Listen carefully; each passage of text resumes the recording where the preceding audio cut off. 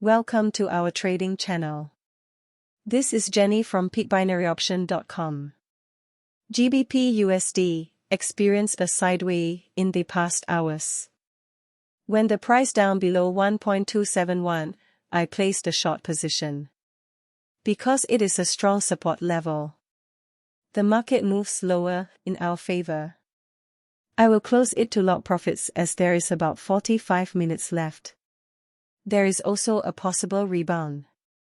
We can't win 100% trades, but we could help make consistent profits in long run. The secret is win big when you can win and lose less when you need lose. This is a mathematics game. If you have any question, feel free to contact our team via email or Skype. Thanks for watching and wish you succeed in trading.